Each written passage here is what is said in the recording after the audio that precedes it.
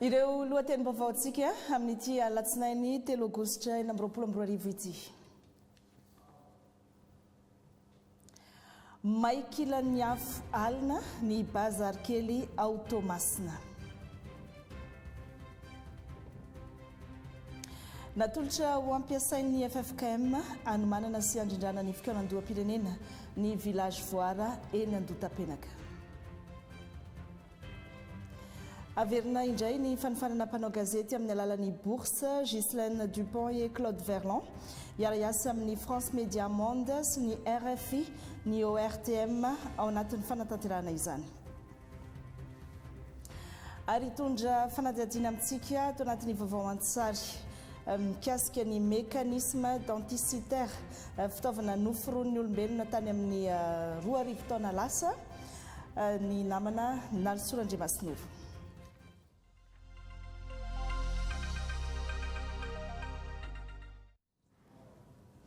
Miaraba tompo-klasy sy tompo-vavy tonga soa tao anatin'ny fampahalalam-baovao manasantsika rehetra anaraka hatramin'ny farany. Araka ny voalaza tao anaty lohatenim-baovao teo dia maikilan'ny afo ny tsenan'ny bazary kely ao Toamasina alina tokony ho tamin'ny folora. Avy tao amin'ny tsenan'ny tantsaha bazary kely ambany no niainga ny afo ny hodidina ny bazary kely ambony ary ny afara tao amin'ny bazary kely Esplanade. Efa ela vaovao feny afo olona iray no namoy ainy hatramin'ny 5.9 isanjaton'ny entana sy ny fotodrafitrasa dia ototon'ny afo tsy misy soraisina avokoa. Aïssa Bassa, Esther Savinasy, Romeo Alarikotormanana, télévision malagasy any Toamasina.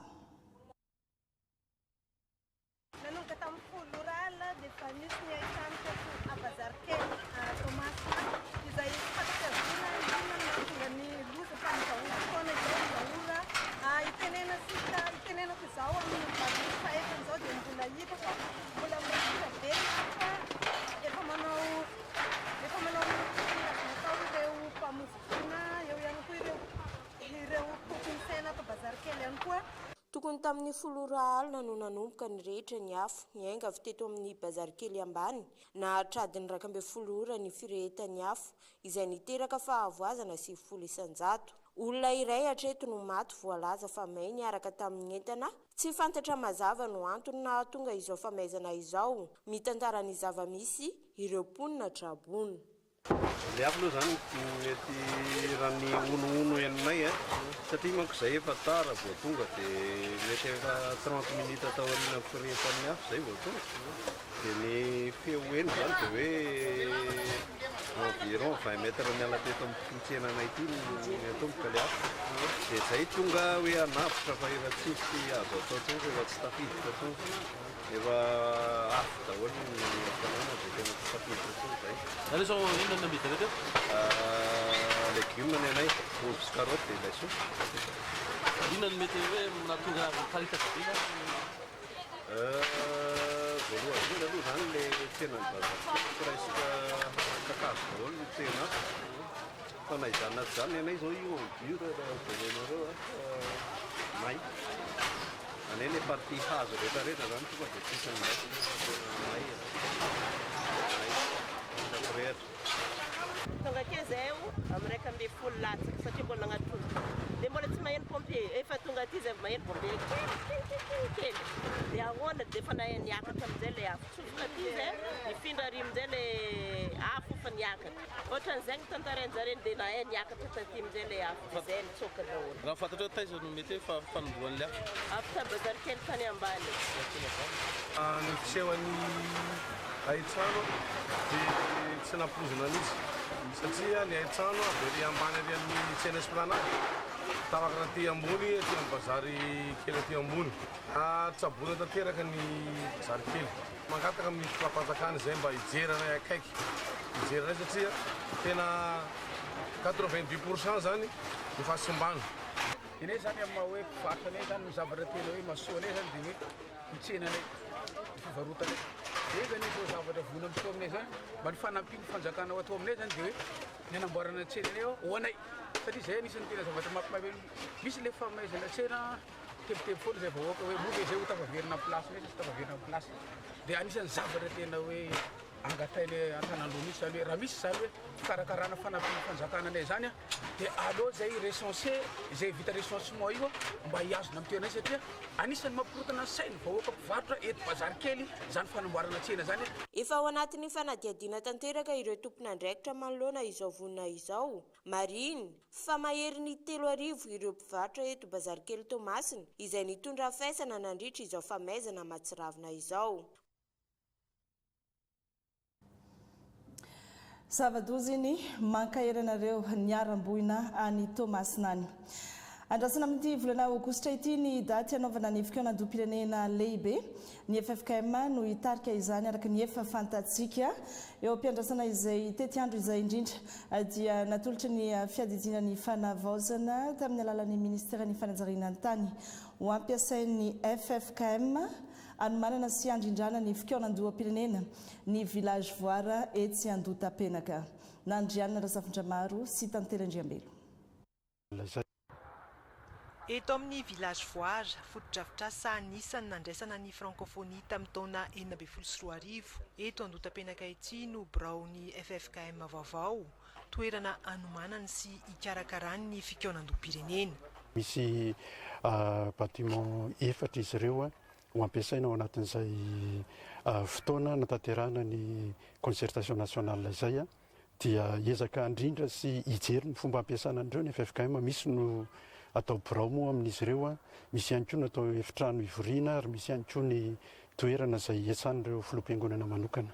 Ty toerana ty dia any Seimad zay ambany fitantanan'ny ministera ny fanajariana tany. Natongavako eto dia iraka manokany filohan'ny fanavaozana hanolotra an'ireny bâtiment zay nitetezitsika teo reny mba hiasany FFKM satria ny FFKM no hitarika ny dinika nationale na ny concertation nationale.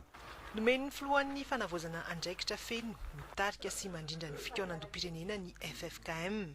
Ny volana Jona sy Jolay ny fanomanana ny fampitaovana sy ny fotodrafitrasa ary koa ny fampiofanana izay tarika ny adievitra. Andrasana ity volana Aogositra ity ny tety andro anomboan'ny dinika nasionaly araka ny tety andro navoakan'ny FFKM ny 2 Jona lasa teo. Manatanteraka fitidiam-paritra any amin'ny faritra Anosiny ny ministra ny serasera sy ny kolotsaina Gaspard Afenso amin'izao fotoana izao ny jery fotony ireo rembaka misy ny toerana izy ny aona tamin'ny piasa ny serasera sy ny kolotsaina ihany koa ny tafa sy ny fampiresaka tamin'izy ireo ny mikasika ny tontolo ny asa ny piasa ny serasera sy ny kolotsaina ny taolaniaro nanamafy ny toromiarika izay anamafisana ny firaisankina sy ny fanatsarana ny fomba fiasa rehetra ihany koa ny tena natao anatin'izany araka ity vaovao entin'ny Sela Donis sy Tahitsy Tsiroeraza televizana malagasy any taolaniaro ity. Alahady faharoa amin'ny volana Aogositra 2022 lasa teo no nigadona teto taolaniaro renivohitra ny faritra Anosy ny ministra ny serasera sy ny kolotsaina miaraka tamin'ireo delegaciona notariny. Akoatra ny dindinika niarahana tamin'ireo tompon'andraiki-panjakana sy ireo manam-pahefana isa-tsokajiny dia nisy ny fiaonana niarahana tamin'ireo mpiasa eto anivo ny fitaly ava-paritry ny serasera sy ny kolotsaina eto an-toerana. Natao izany mba ahafahana mahafantatra ny etaetan'izy ireo sy hamahana ihany koa ireo olana izay mety ho vato misakana amin'ny fampandehanan-draharaha. Nisy araka izany ny fijeren'ireo fitaovana sy fotodrafitrasa izay mila asipana-vaozana. Androany alatsinainy fahatelo ny volana Aogositra alohan'ny nanohizan'Andriamatoa minisitra ny iraka nataony taty an-toerana dia tonga nanatrika ny fananganan-tsaina niarahana tamin'ireo mpiasa-panjakana rehetra teny amin'ny lapan'ny faritra Anosy ny tenany ka namafisiny tamin'izany ny tokony hampirahina ny malagasy rehetra ho amin'ny fitiavan-tanindrazana. Fomba fanao tsotra fafotoana ihany koa izay ravozatsika zany ny fanoloran-tenantsika ho an'ny tanindrazana, ho an'ny asa-panjakana, ny sainam-pirenena izay voavy natsangatsika teo dia tandindony ataontsika hoe fahaleovan-teny izy io. Ho an'ny faharoa ihany koa dia tsara fantatritsika fa zava-dehibe ny firaisan-kina izay ateraky io loko maitso fotsy mena io avy any amin'ny faratra avaratra Madagasikara ka hatratia atsimontsimony faritry Madagasikara ity dia maneho fa iray isika ary ny firaisan-kina dia everina fa fanantenana vaovao ina fa amin'izao andro ny fanavozana izay fanovana ny Madagasikara izao koa iany isika rehetra alaja sy aro mandrakariva ireo sotoavina ireo. Voalohany dia mitondra mpanajana ny afatandriamatoa fotoan'ny fanavozana androany ho ny colonel Nandrianirina Mikael rehefa iresaka amin'ny malagasy indrindra fa isika tompona raiky mpanjakana olombofity na olombotendry ny fanavozana marina dia miainga amin'ny fanajana ny ma isika antsika. Tsy misy firenena afaka mandroso raha very ny teniny, raha very ny kolotsainy ary raha very ny maha izy azy. Zay ny tany Taolaniaro. Fa verina indray ny fanifanana mpanao gazety sy teknisianina amin'ny radio antsoina hoe Bourse Ghislaine Dupont et Claude Verlon rehefa niato tao anatin'ny taona maromaro. Amin'ity taona ity dia eto Madagasikara no anaovana izany ka miara-miasa amin'ny France Media Monde sy ny RFI amin'ny fikarakarana ny fampiofanana ny ORTM. Efa vita ny sony fifanaraha-piara-miasa eo amin'ny rotonta ka misokatra avy hatrany ny fisoratana anarana ho an'ireo maniry andray anjara amin'izany Bourse Ghislaine Dupont et Claude Verlon izay. Tojo fanomezana sy Fenondremalaala. Etsy teknisianina tao amin'ny RFI namony ainy tao Kidal ny 2 novambra 2024 dia hikarakara ny andiany faha-13 amin'ny vatsim-piofanana Ghislaine Dupont sy Claude Verlon aty Madagasikara ny RFI.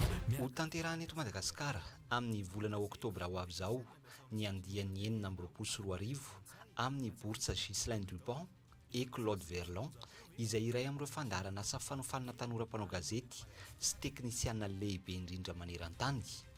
Ny ORTM na ny ofisin'ny radio sy ny fahitalavim-pirenena malagasy sy ny France Media Monde ary ny RFI no mifanometanana amin'ny fikarakarana izany.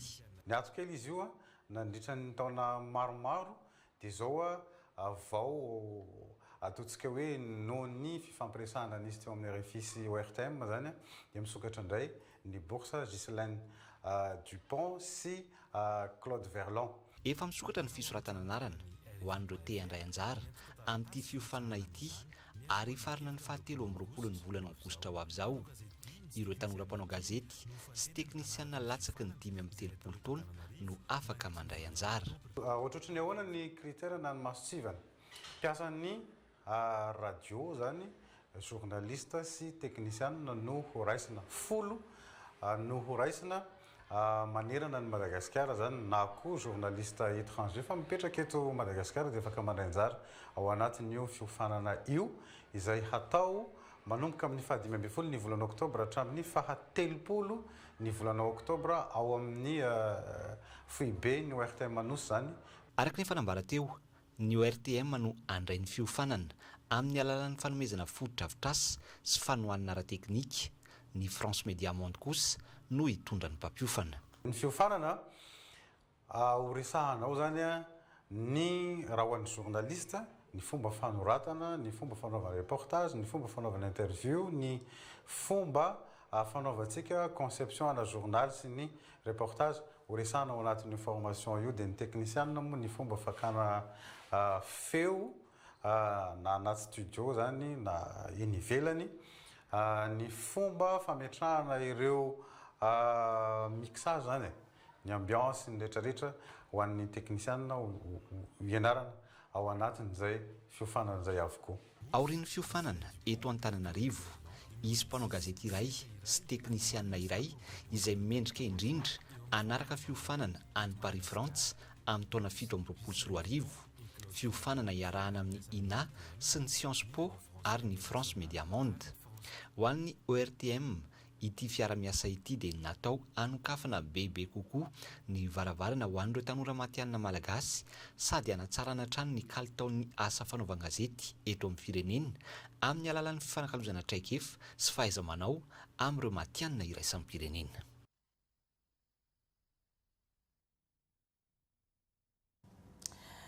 Mamita iraka any Belo sur Turbine ny Taled Général ny ORTM le mana Élysée amin'izao fotoana izao tany an-toerana no nampahafantarany iny vaovao mikasika ny bourse Ghislaine Dupont et Claude Verlon iny. Nazona akom-baovao ihany koa izay diany sy ny iraka ataony any Belo sur Turbine izay. Dawary.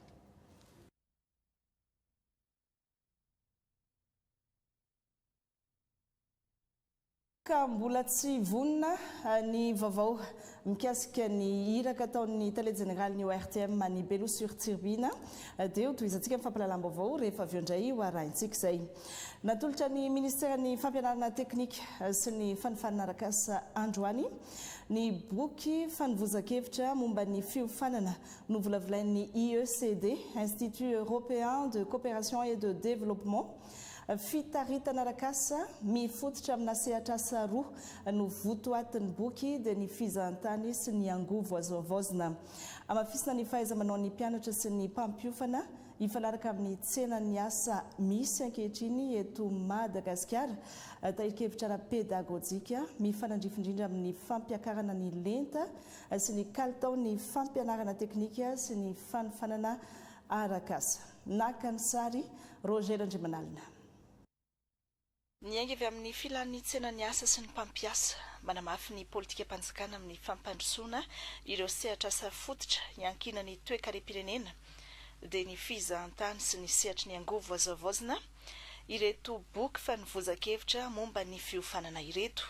Document de référence zany hoe misy ny ireo référentiel de formation ampiasain'ny ministera sy ireo toeram-piofanana eto Madagasikara amin'ny enseignement technique zany ka te hiofana na te hampiofana amin'ny sehatry ny angovo azoavaozina ny énergie solaire mamokatra an'ireny technicien amin'ny énergie solaire reny misy ihany koa ireo référentiel ho an'ny toeram-panofanana izay liana hanofana tanora amin'ny sehatry ny fizahantany indrindra amin'ny restauration sy ny hôtellerie zany.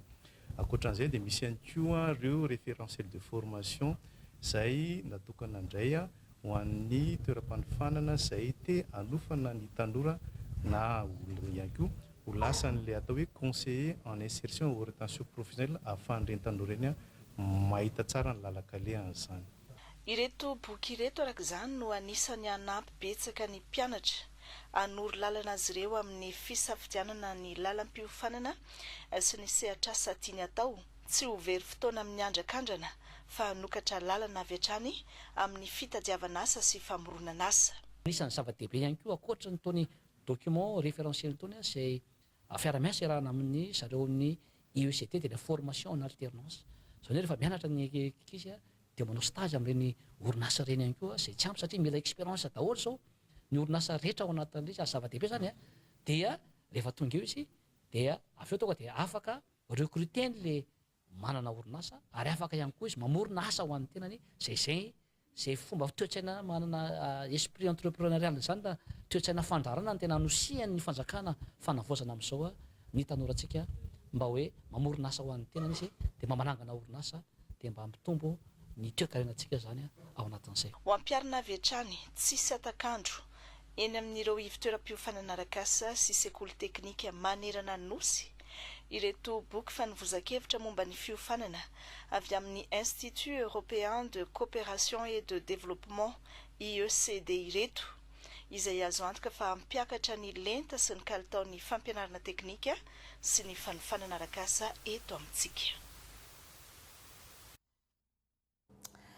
Amolavola tetikasa hanomezana sehatra ny fandraharana eny ambanivohitra ireo orinasa tena madinika, ireo orinasa madinika sy ireo orinasa salantsalany. Ny ministère ny industrie sy ny fampiroboroboana ny sehatra tsy miankina miaraka amin'ny CRS. Ny tolakandro teo teny Anosy no natao ny fifanaovatso ny fifanaraha-piaramiasa ny amin'izay tetika asa izay. Maritra ny Malikoto sy Stéphane Alphonse no hitondra ny andindininy. Ny fampandrosoana ara-teokarena sy ny ara-tsosialy ary ny fanamafisana ny fiaramiasa eo amin'ny ministera ny industrie sy ny fampiroboroboana ny sehatra tsy miankina ary ny fikambanana tsy miankina CRS no voafaritry ny fifanarahana izay natao somi. Efa antaonany maro ny fiaramiasa eo amin'ny rotonta izay niompana tamin'ny fampiarana ireo tetikasa entina mampivoatra ny fari-piainan'ny mponina sy ny fiveloman'ireo fondrom-piaramonina isan-tsokajiny. Efa nahitana vokatra tsara ireo teo aloha dia ny tetikasa fararano sy ny tetikasa maharo ary anoka indray ny tetikasa vaovao izay ifototra amin'ny fanohanana ireo orinasa tena madinika na ny TPE, ny orinasa salantsalany, ny PME sy ny PMI ary ny coopérative. Eo ihany koa ny fampidirana ireo orinasa eny fotony sy ny tsy miankina ao anatin'ny sehatra ara-dalàna na ilay antsoina hoe formalisation. Manampy izay ny fampiroboroboana ny haivao na ny innovation sy ny fandraharana ho an'ny tanora, ho an'ny vehivavy ary ireo mpandraharaha eny fotony sy ny any ambanivolo. Tafiditra ao anatin'ny fiaramiasa ny fanohanana ara-bola sy ara-teknika izay mametraka ny CRS ho mpiara-miombonantoka stratégique amin'ny fampandrosoana maharitra ny sehatra tsy miankina eto Madagasikara. Voalaza fa mifanaraka amin'ny politika ankapobeny fanjakana ho an'ny fanavaozana dia ny fametrahana olona ara-pahamehana ny famoronana asa sy ny fanohanana ny sehatra tsy miankina amin'ny alalan'ny fanamafisana ny fandraharana sy ny industrie eto an-toerana ny fisian'ny fiaramiasa tahaka izao. Efa voninao araka nambaran'ny teknisiana ny vaovao mirakitra ny ako ny dia ny télé général ny ORTM ny Belo sur Turbine amin'izao fotoan'izao ho arahintsika evitrany. Ny volana May lasa teo no nitsidian'ny télé général ny ORTM Lemana Élysée ny radio télévision Tsirby ato amin'ny district ny Belo sur Turbine. Nanolotra solosaina sy fitaovana informatika izy tamin'izany ho fanatsarana ny fomba fiasa. Nandritry ny fiverenan'ny fandroany dia nitondra fitaovana fandraisam-peo vaovao ny tenany taoriana ny fangatahanyireo mpiara-miasa. Tanjona ny hanatsarana ny kalitaon'ny famokarana sy ny fandefasana ny fandaharana. Amin'izao zahay dia efa manomboka velombolo tamin'ity fitondrana fanavaozana ity.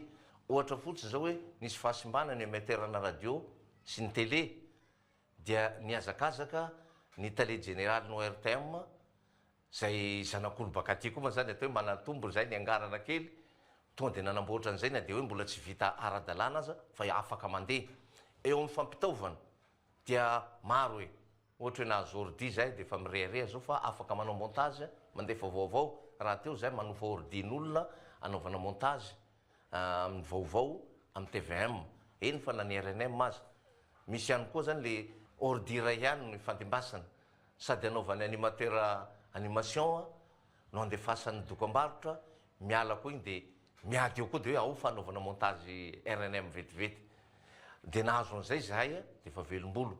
Amin'izao fotoana zao koa dia ankatoko nyty fiafarany le jeu de Tsirby izay misy aty Belomoron Tsirbina dia anisany somary voatsika ilay toeram-piasana zay fa nisy fanomezana izay avy amin'ny filohan'ny fanavaozana nanolotra fanampiana ho an'ny jeu de Tsirby lalao ny Tsirby.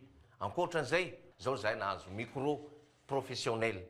Mindrana micro zahay isorana andreo radio rahavavy izay mampindrana anay rehefa mba misy vahiny dia mamanome zareo satria hitandreo tena tsisy. Fa zao kosa zahay dia tena hoe mirehareha fa nahazo andreto micro reto avy amin'ny agnarany manokana Lemana Élysée. Ankoatry ny fanatsarana ny fitaovana dia nanararoatra ny resaka tamin'ny télé général ny ORTM ihany koa ireo tompona ndraikitry ny radio sy télévision tsy miankina eto Belo sur Turbine.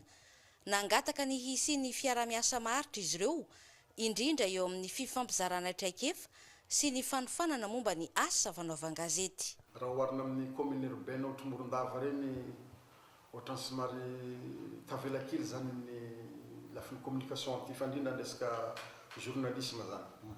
Dia na ny formation na ny fizarana traikefa zany ohatran'ny tsy dia ampy loatra eto tsibina zay zany raha mba misy fiarahamiasa tahaka an'izay zany no angatanay matetika zany rehefa misy ohatry amretao reny na formation tamboaka velany ny faritra zany matetika vitibelo sibina zany tsy solotena mihitsy. Anisany etaetan'ireo radio tsy miankina ihany koa ny ahafahana mampita ireo fampahafantarana sy afatra ofisialy avy amin'ny fitondram-panjakana. Ao anatin'izany ny fampahafantarana ara-pahasalamana toy ny momba ny valanaretina Mpox, ny toromarika mialoha sy mandritry ny rivo-doza, ny fanabeazana ary ireo vaovao hafa mahasoa ny vahoaka. Misy tokoa ny fangatahana izay tianay hatao fiarah-miasa amin'ny TVM sy ny RNM.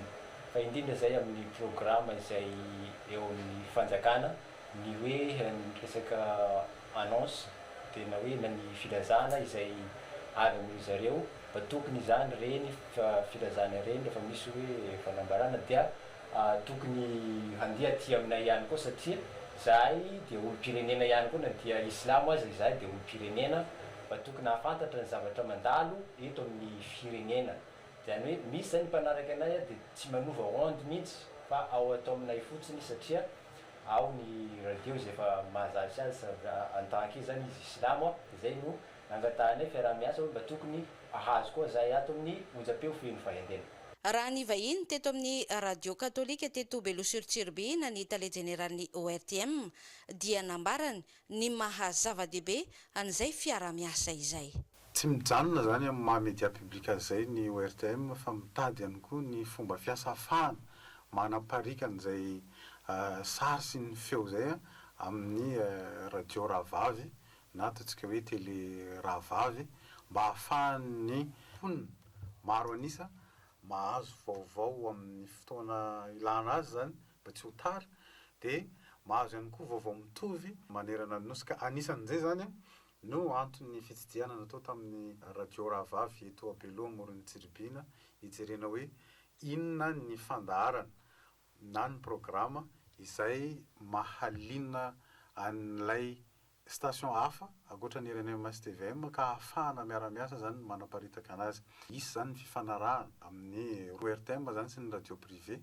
Ohatra ny fandefasana mivantana ny fankalazana ny 20 Jona izay ny RNM no manao azy hatramin'izay dia zay no tiana ho velarina amin'ny radio hafa. Jerena koa hoe inona koa ny zava-miseho eto amin'ny firenena izay hatramin'izay tao amin'ny RNM sy TVM ihany narana anazy nefa mahasoa ny vahoaka dia izay koa no sokafana koa zany zay fiarah-miasa zay ho an'ny miaraka amin'ny radio privé raha zay no mahazatra antsika ohatra ny cyclone, ohatra ny zava-misy amin'izao dia ny fangalaran'olona moa zany na fangalarajaza dia ny fahasalamana ny resaka Mpox dia koa ny mety hoe resaka amin'ny lafiny fampandrosoana hafa ka hita hoe mahasoa zany ny ahenon'ny vahoaka maro anisa azy reny no sokafana raha miasa amin'ny radio privé mba ahafahany mandefa an'ireny koa zany rehefa mandeha ao amin'ny RNM sy TVM. Amin'ny alalan'ity fiara-miasa ity no hampivelarana bebe kokoa ny fahatongavan'ireo vaovao sy afatra mahasoa ny vahoaka indrindra fa ny fampitoviana ny vaovao rehetra ho ampitaina manerana ny nosy. Iny vaovao avy any Belosur-Tsirbie. Fanatolotry ny FAO tamin'ny fomba ofisialy androany ho an'ny ministerany tontolo iainana sy ny fandrosoana lovainjafy teny Nanisana ireo moto miisa 20 hoentina hiasa eo anivon'ireo faritra efatra iasan'ny tetika azy. Ireo toerana sarodalana no ampiasana ny fitaovana mba hanamora ny fanatanterahana ny asa eny fotony. Keita Revila. Tetika sarona iarahany ny fanjakana malagasy amin'ny alalan'ny ministerany tontolo iainana sy ny fandrosoana lovainjafy miasa amin'ny fandaran'asa FAO dia ny foliora sy ny tefiala ao anatin'ny faritra efatra izay manana tanjona hanarina ireo andro-tany eto Madagasikara. Efa nisy ny fampitaovana fiara vaventy miisa efatra izao nitohy tamin'ny fandorana kodiaran-droa miisa 20 hoentina hanatanterahana ireo asa eny fotony sy ireo tena sarodalana hentitra ny ministra amin'ny fitantanana ny fampitaovana. Dikan'izay rehefa tapitra amin'ny projet dia tokony hiverina aty ministera ka mba fitaovana tsy mbola simba no hiverina aty. Eo na rotaleparitra na ramaso ny fampiasana azy. So dia sanatria efa hipavy vao miverina aty ministera izay le kabariko tany Toliara hoe tsy projet mandalo io fa projet maharitra. Tapitra ny 5 taona nametrahantsika n'ilay rafitra dia mitohy ny vokatry n'ilay projet ho an'ny vahoaka. Fa sao dia sanatria ny vava hitazona n'ilay fomba fiasa taloha hoe tapitra ny 5 taona anarana sisa ilay projet. Engany mba tsy ho zany ny projet tao anivon'ity ministère ny tontolo iainana ity fa tena projet manasoa ny vahoaka anio manasoa ny vahoaka rapitsa. Satria izay foana teneniko hoe ministèran'ny tontolo iainana sy ny fandrosoana lovain-jafy ny anarana ministèrantsika dia mba samy manaja izay anarana izay. Raha ny asa ataontsika rehetra tsy maharitra tsy ho lovain-jafy dia tokony hovaintsika ny anaran'ity ministèra ity fa mamenatra raha ohatra ka izay no zavatra misy. Fa ny projet rehetra manomboka izao dia ho projet maharitra hitondra soa ho an'ny vahoaka izay mandimby antsika ao aorianao. Marina moa fa vola tsy averina ny fiara-miasa eo amin'ny ministera ny tontolo iainana sy ny fandrosoana lovain-jafy ary ny FAO. Atao filamatra amin'ny tetikasa ranomasina madio sy salama ny faritra ranomasina ny amin'ny faritra Nosy sy Androy. Manomboka amin'ny fiarovana ny sandrika ny renirano onla sy mandrareny tetikasa ikatsana sy jirena vahaolana maritra ampianana ny loto avy ety an-tanety izay manimba ny tontolo iainana ka miantraika amin'ny renirano ny ranomasina sy ny morontsiraka. Mitetina hatramin'ny 1.20 faingoenina tapitrisa $, ny teti-bola ho atontony tahirim-bola maneran-tany ho an'ny tontolo iainana anatanterahana ity tetikasa ity. Nandriana Razafindra maro sy Fanirikely. Morontsiraka Atsimon'Nosy tandindondoza no ireo loto, ireo fako isan-karazany avy amin'ny rano nampiasaina tsy nandalo fanadiovana.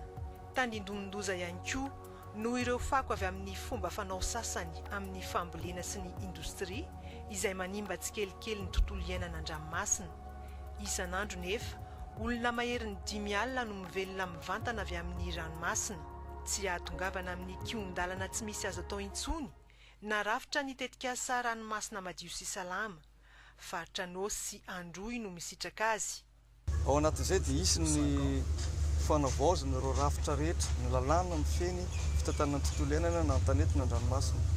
Misy ihany koa ny fanamboarana fotodrafitrasa maro mba hanatsarana ny fitantanana ny fako ety an-tanety. Satria hitantsika zao ny tanàna andrenivohitr'ny Toliara somary miparitaka ny fako dia tsara fitantanana izay fako izay mba tsy varina ny an-dranomasina. Tahaka izay koa ny ao amin'ny commune andrenivohitr'ny Fort Dauphin. Izany hoe rehefa voatatana ety ambony tanàna ety ny fako tsy mitatra makany an-dranomasina dia mihena ny pression na ny tsindry mahazo ny ranomasina dia salama ny ranomasina. Ao anatin'izay koa ny fanatsarana ny fomba fiainana ny veritena ny mponina manodidina ireo toerana voakasika ireo. 405 alina ny olona voakasika anatin'ity tetikasa ity. Izany hoe tompon-draharaha ireo olombelona rehetra voakasika n'ity tetikasa ity fa tsy hoe hijanona ho mpahazo tombon-tsoa irery. Ilaina ny fiara-mientan'ny rehetra ny tetikasa rieke malio sy salama hoy ny solotenan'ny PNUD eto Madagasikara. Tsy aomby ity tetikasa ity raha tsy misy ny fandraisana anjarany rehetra. Manana andraikitra lehibe ny tompona andraikimpanjakana any amin'ny faritra Atsimo andrefana sy Anosy. Ny fiarahamonim-pirenena ny sehatra tsy miankina ary indrindra ireo vondrom-piarahamonina monina moron-dranomasina. Tsaroko manokana ireo mpanjono, ireo tantsaha ary ireo vehivavy mivelona amin'ny asa madinika. Izy ireo no tena mpanjay anjara amin'ny fanateterahana izao tetikasa izao. Izy ireo no antenantsika ahazo hery bebe kokoa hiatrika ny fiovan'ny toetrandro sy ny fahasimban'ny tontolo iainana ary ahita fahafahana vaovao hanatsarany farim-piainana. Un résultat concret pour la population. 1.20 tapitrisa $, no anatanterahana ny tetikasa. Vola tsy averina avy amin'ny tahirim-bola iraisam-pirenena ho an'ny tontolo iainana ka i Madagasikara no atao firenena filamatra amin'ny fananana ranomasina salama sy madio. Nandriana Razafindra maro sy Fanirikely no nitondra iny fanadiadiana mikasika ny ranomasina madio sy salama iny. Fa iray amin'ireo malagasy matianina sy manam-pahaizana manokana mikasika ny taovolo eto amintsika i Gladys Andrianonenana.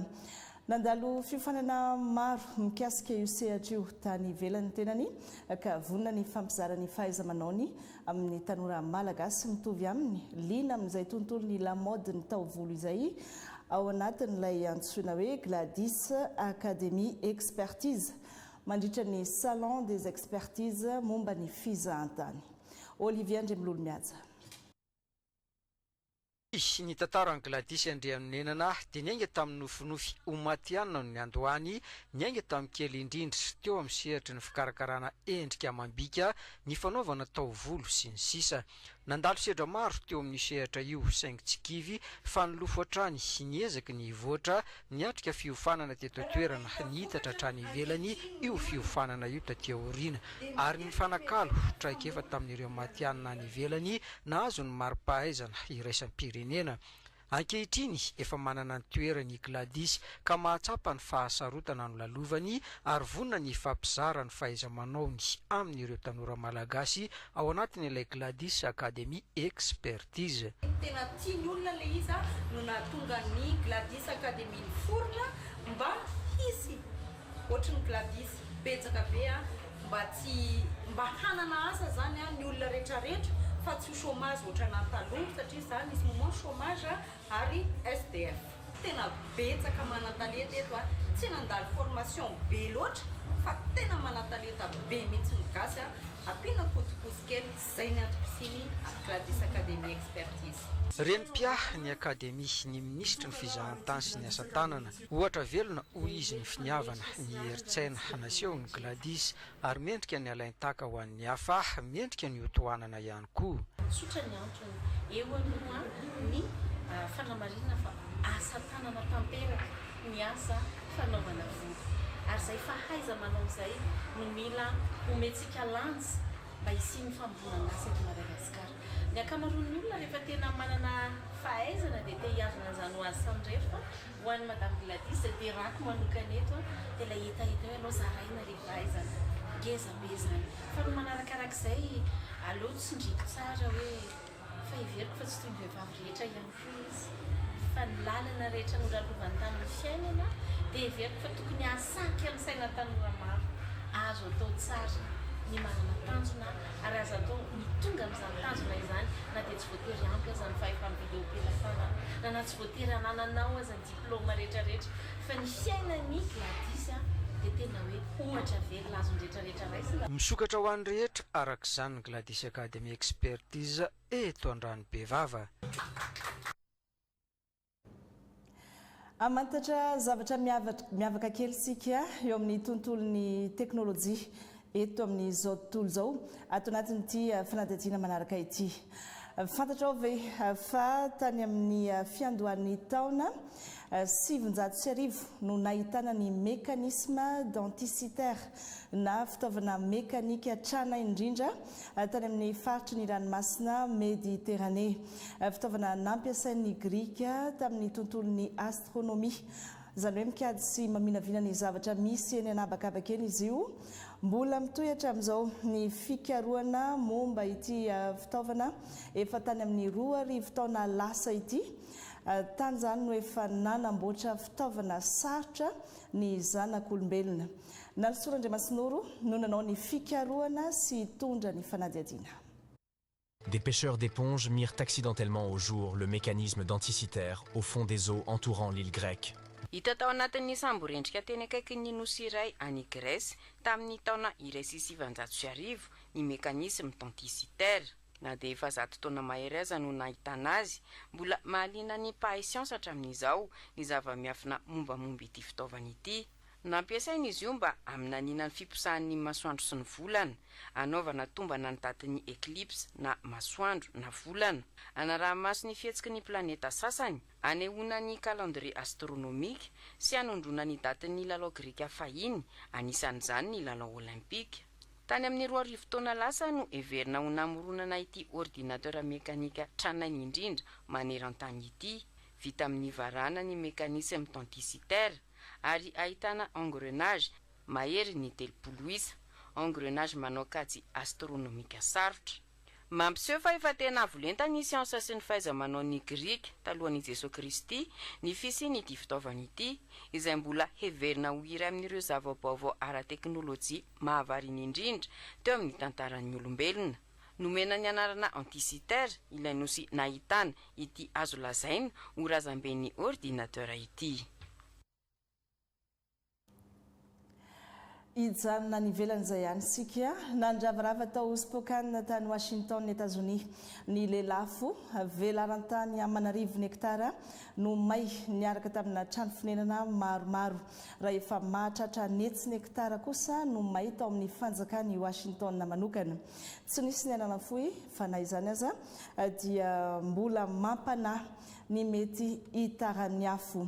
Ankoatr'ireo dia hoarantsika ihany koa ny mikasika ny filatsako fidiana fanefany any Lula da Silva, filoham-pirenena Pernasa any Brésil amin'izao fotoana izao. Tambam-baovao izay hoentiny Priskara Kotonandrasana. Mandravarava ny afo amin'ny fanjakany Washington any avaratra andrefany États-Unis nanomboka ny 2 aogositra teo izany afo izany tao amin'ny faritry Spokane ary tao anatin'ny 2 andro monja ny paritaka aingana noho ny hafanana tafahoatra ny ahitany ary ny rivotra mahery. Hatramin'izao olona mahery ny 9 alina no voaterina findra toerana vonjo maika mba herovana ny ain'izy ireo. Trano sy fotodrafitrasa mahery ny 900 no efa potiky ny lafo mahery ny 1,0 hektara kosa ny velarantany izay efa alevon'ny afo ao amin'ny fanjakany Washington ary mbola tsy voafetanteraka ny apahany amin'izany. Miasa andro aman'alina ny mpamono afo sy ny mpamonjy any an-toerana miaraka amin'ny fiaramanidina sy ny angidimby manondraka rano eny amin'ny faritra tena iny. Manany sarotra ny asa nefa ny rivotra mahery vaika sy ny toetrandro maina izay mampitombo hatrany ny fiparitahan'ny lelafo. Tsy any États-Unis irery ihany no misedra olana amin'ity famaizan'ny ala ity araky ny tatitra navoaka ny Reuters. Mahery ny 500 tapitrisa hektara ny velarantany may manerantany teo anelanela ny volana janoary sy ny volana aprily taona 2022. Ny kontinenta afrikana no lohalaharana tombanana ho hatrany amin'ny 520 tapitrisa hektara arahany Azia sy Europe izay ahitana ny Espagne, France, Grèce ary Portugal. Nankatoavin'ny Workers Party any Brésil ny filatsahany Lula da Silva ho fidiana filoham-pirenena breziliana fanefany. Fifidianana filoham-pirenena izay ho tanterahana ny 4 oktobra 2022 izao any an-toerana. I Flavio Bolsonaro, zanaky ny filoha teo aloha Jair Bolsonaro, izay sady loholona any Brésil, no voalaza fa anisan'ny mpifanandrana lehibe indrindra amin'ny Lula da Silva amin'ny fifidianana filoham-pirenena tanterahana any Brésil io. Araky ny sondage, dia isan'ireo kandida mbola mahasarika ny safidim-bahoaka betsaka ny filoham-pirenena breziliana Pernasa ankehitriny, Lula da Silva, tsy hanaingo resy mora kosa nefa ireo mpifanandrana aminy. 20 taona Lula da Silva amin'ity taona 2022 ity, avy amin'ny fianakaviana sahirana izy ary nanomboka tamin'ny mampiasa ny orinasa sy mpitarika sindika azy talohany nananganany ny antoko Workers Party tamin'ny taona 1970. Intelo nitondra ny Brésil ary hiditra ao anatin'ny feptom-pitondrana fanefany ralany amin'ny fifidianana filoham-pirenena ho tanterahana any Brésil ny 4 oktobra taona 2022 ho avy izao. Ireny ny maresaka any ivelany nisongadina ny tany Spokane sy ny tany Brésil. Fa azo ampiarina tsara ho fiarovatena ny fanaovana aiady indrindra raha sendra iaran'ny herisetra na ny sahala amin'izany. Ankoatra ny mahafitaizam-batana sy ny mahataranja mpanatanjahantena azy dia azo atao tsara zany ny mianatra azy mba hanaovana izay fiarovantena izay. Ikarakara fampiofanana momba ny self défense na ny fiarovatena ny club 3FB kickboxing amin'ny 13 aogositra izao etsy amin'ny kianja mitafy ny Mahamasina tafiditra anatin'ny hetsika vehivavy mahery araka ny vaovao entiny Nalo Sorandriamasinoro sy Firarjaona. Handray roa ny tournoi vehivavy mahery ny katrokady kickboxing sy ny fampianarana miaro tena ho an'ny sokajin'olona maniry anao izany.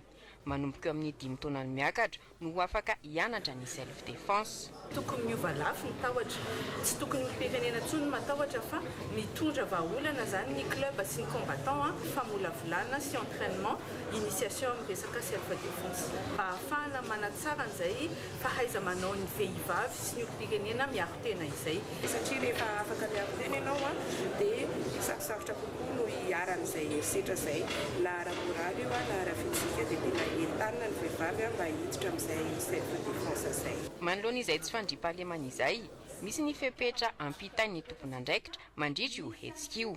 Ny club tsirairay zany dia hiantoka ny ataontsika hoe sécurité an'ny combattant sy ny ao anatin'ny club entanina ihany koa ny ray aman-dreny hanaraka an'ireo ankizy. Vehivavy mahery no anaran'ny fifaninanana karakarain'ny 3FP kickboxing, saingy tsy ho diso anjara ny lehilahy ao anatin'izany. Eo moins de 52 kilos sy moins de 56 kilos. Ao zany tena atantsika an'ilay izy tena vehivavy mahery anatin'izy. Misy tena avy any amin'ny faritra io, misy Atsirabe, misy Ongalava, misy Fianarantsoa dia misy Itasy. Ny 17 Aogositra 2024 no natanterahany io fifaninanana io. 80 ny mpifaninana andrasana mandritra izany.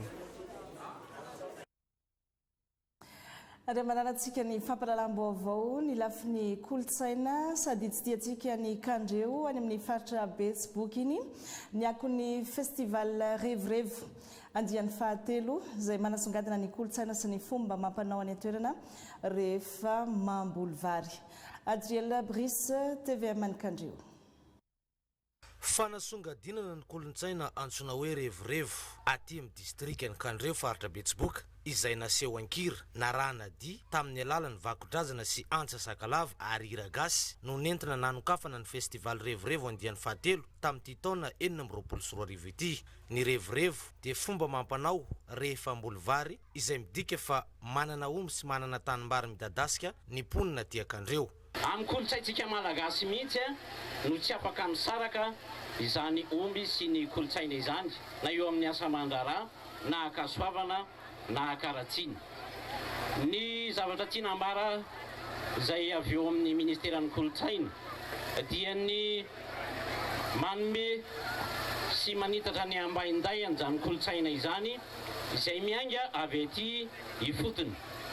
Isika ty fotony tena mbola mitana izany kolotsaina izany ary izay indrindra no tokony hotazonitsika mba hisy fehezana mba alalantsika sy anajantsika izany kolotsaintsika malagasy izany. Ny totona fotsy nandro nahamasaka ny festival revorevo andian'ny fahatelo ny solombavam-bahoaka ny Madagasikara voafidy tato anatin'ny distriktin'ny Kandreo. Misy firaisan-kinany ao anatin'izany matoma ny revorevo zany dia izy ho avadika atsika festival ty amin'izay satria mitondra ny harentsaintsika izy io mitondra ny kolotsaintsika ao anatin'itsika mamoaka vary ao anatin'itsika marika fa toerana misy aomby ny tanànatsika matoa mandrevorevo zay vahiny tonga tia le vary ny revorevotsika rehefa vokatra andrahoana dia le ombona revorevo ataotsika kapaka mila milamina ny resaka baba. Zay ny andohan'izy tia tamin'ny sport scolaire fa tsika zao zany miezaka ny hanatsara. Zava-dehibe ny fanasongadinana ny kolotsaina malagasy ary tohizana izany aty amin'ny distriktin'ny Kandreo. Ny andro voalohany tamin'ity fanokafana ny festival revorevo andian'ny fahatelo ity dia nitarika Nico Aram sy Kelly West Beatbox no nanafana ny lanonana mandra-paraina ny andro. Misaotra antsika rehetra nanaraka ny fampahalalam-baovao amin'ny farany akasitrana ihany koa ny ekipa niarana natontosa raha ampitso indray mirary sorto classique vavy.